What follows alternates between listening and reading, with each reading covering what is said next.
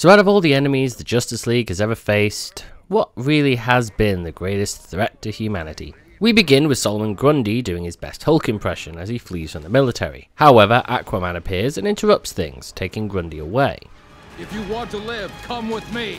The pair travel to the home of Dr. Fate, one of the most powerful magic users in the DCU, who reveals the whole backstory to Solomon Grundy's character. Your name was Cyrus Gold.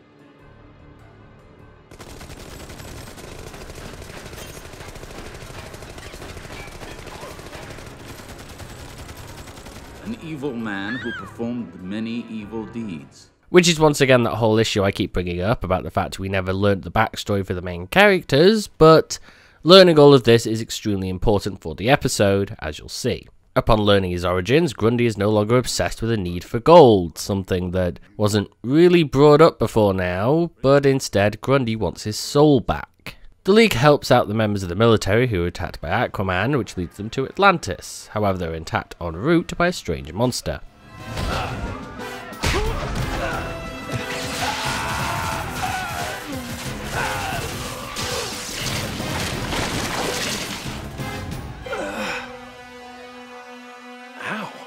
Arriving in Atlantis, things seem strange as Aquaman isn't there and the whole of Atlantis seems to be on edge. Hawkgirl doesn't do well at playing diplomat, but they realise that the monster must have been magic based, as it hurt Superman.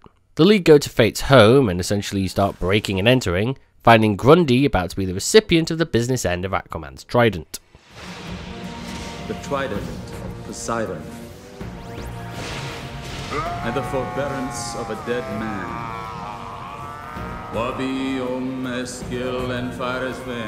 Fate's wife, Inza, throws a force field around the trio, but Hawkgirl breaks that as well, and instead Fate splits up the battle so it becomes man-to-man. The battles have Superman win against Grundy, Aquaman win against Wonder Woman, and Hawkgirl realise that Fate is using Thanagarian runes for the spell. As everyone begins demanding answers about just what exactly is going on, something that might have been useful much earlier, we finally learn what the trio was trying to prevent.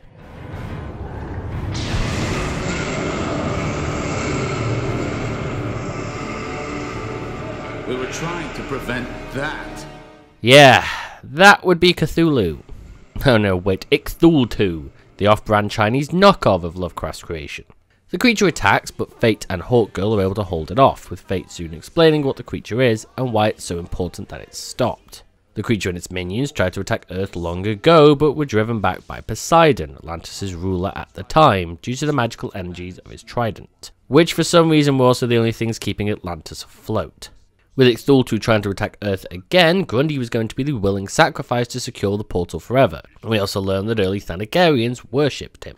I guess beggars can't be choosers when it comes to deities. Wonder Woman and Superman won't allow Grundy to be sacrificed, despite the fact that he is perfectly willing to do so, so they only have one other option: go to Ixthulhu's own turf and take him out. Aquaman, however, refuses to go, because as previously stated, he's a dick, and instead returns to Atlantis, while the others head out into the other world, which quickly takes them by surprise. I'll take point. No! Keep Dala!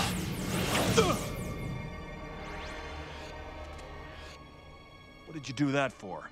In this realm, ground and sky are not always parallel. If we are separated, you could become hopelessly lost. The battle begins on two fronts, as the Old Ones attack Atlantis once Aquaman returns, and the others work their way through the bizarre other world. As Superman and Wonder Woman head off to try and slow down a group of creatures, the final three of Hawkgirl, Fate and Grundy find Ixthulhu, who recognises Hawkgirl as a Thanagarian. You have the stench of the Thanagarians upon you. Says the giant squid. Definitely Thanagarian. I will speak to the Hawkgirl before I destroy her. During the fight/conversation, Grundy learns that Ixthulhu steals souls and mistakenly believes that he must have Grundy's, working his way inside to find it. Aquaman, Wonder Woman and Superman seal the portal leading to Atlantis, whilst Hawkgirl has gotten free from Ixthulhu and gone after Grundy, who's wreaking havoc inside the creature. Grundy is wounded in a fight with a creature inside Ixthulhu, as Hawkgirl arrives and kills the Old One by smashing its brain in. You will not do this thing, Shire Hall of Thanagar. Ixthulhu still has faith in you. So do I. Hawkgirl goes to Grundy, who lies dying on the floor. Do you think Grundy's soul is waiting for him? Grundy, I don't believe...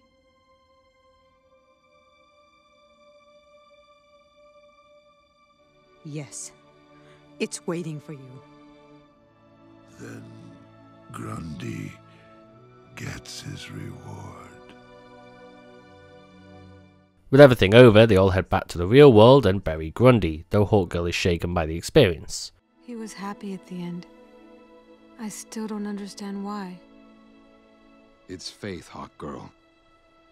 You're not supposed to understand it. You just have it. Ending the episode. Okay, so it should be pretty damn obvious why this ranks as high as it does on this list. The build-up of a world-ending threat, linking it in with the backgrounds of both Aquaman and Hawkgirl, the heavy focus on a villain redeeming himself, even accidentally, and learning of his backstory whilst we watch the change in his ideals.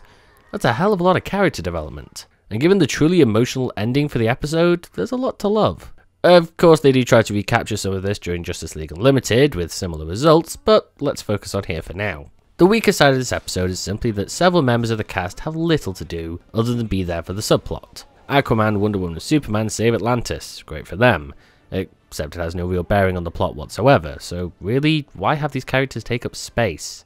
It could have been interesting if the League was having to deal with the Old One's attack topside, trying to keep people safe whilst Fate, Grundy and Hawkgirl were taking the direct approach, as really we don't see any consequences to the trio's actions outside of protecting Atlantis, and we barely even see that. Also, it feels like Wonder Woman and Superman are only there to be the moral voice against Grundy sacrificing himself at the start.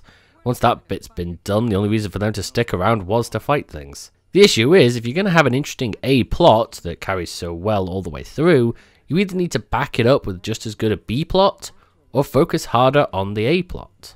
I'd have liked to have known more about the link between Thanagar and Ixthaltu, or the Atlanteans, or Grundy, and it's a shame we didn't get more of that.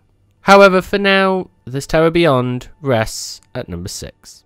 Hey people, and thanks for watching this video. If you want to see the next one of these a full day before anybody else, you can do that by supporting me on my Patreon page. However, if you're watching this on my Patreon page, then thanks for your support.